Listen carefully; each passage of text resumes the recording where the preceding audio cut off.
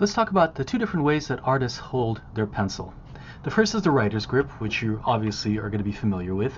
Nothing special about this grip. But besides the writer's grip, artists also use something called the thumb and forefinger grip. So that works like this. I'm going to pinch my pencil with my thumb and my forefinger.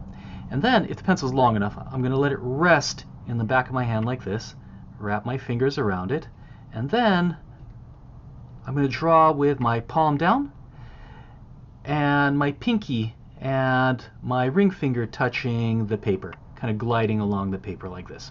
So once again, I'm going to grip the pencil with thumb and forefinger, let the back of the pencil rest in this little spot right here, wrap your fingers around it, then go palm down, and then your pinky and your ring finger, or sometimes just your pinky, should just be gliding along the paper like this. This is the thumb and forefinger grip.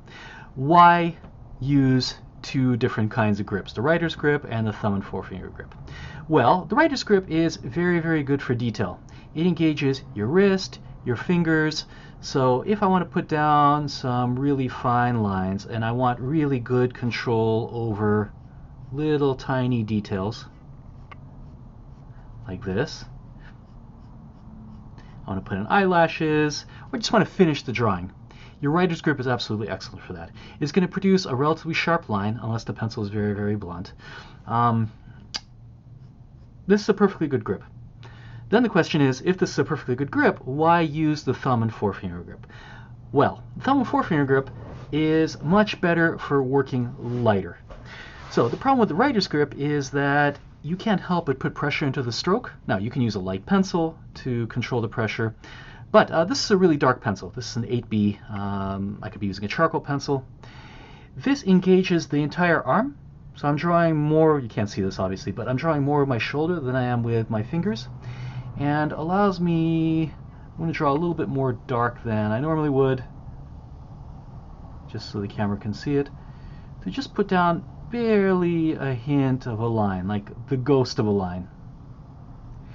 And then if I want to work lighter, I can slip my fingers even further back towards the back of the pencil, and that's going to automatically decrease the amount of pressure I'm putting down. So the thumb and forefinger grip allows me to control the pressure of my stroke much more effectively than the writer's grip. Now, if you're skilled enough, you can use the writer's grip to work lightly, but it takes a lot more practice. So, what is the overall advantage of the thumb and forefinger grip? Mainly the pressure, controlling the pressure. That's number one. Number two, because you're engaging the entire shoulder, it's a lot easier to draw long curves. For instance, these kinds of shapes, which are called ellipses. Right? I'm moving my shoulder, not my wrist. These kinds of shapes, circles, are much easier to draw with the thumb and forefinger grip, with practice, obviously, than with your writer's grip, which gives you motor control over small movements, but less control over larger movements.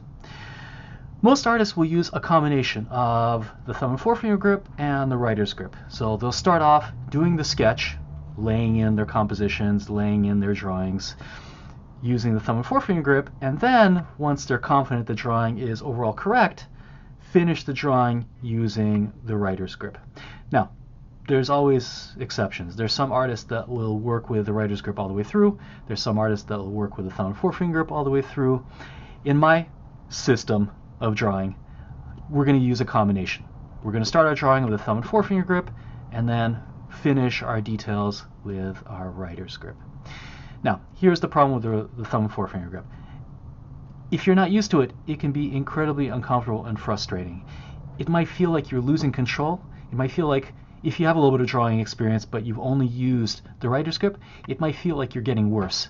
And there's nothing more uncomfortable, especially in a drawing class, than being taught something and that's something actually making you worse at drawing.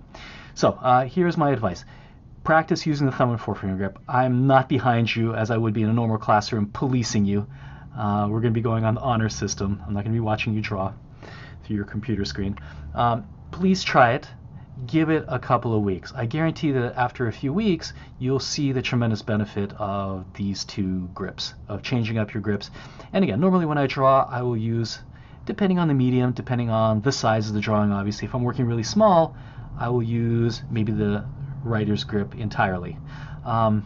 That's the other advantage of the thumb and forefinger grip, is that it allows you to work big because you're working from the shoulder. You can put down really large curvatures. Practice using the thumb or forefinger grip. Give it time. Be patient. Over a period of weeks, as you use this grip, you'll find it becoming increasingly more comfortable, and then absolutely indispensable for lots of different things.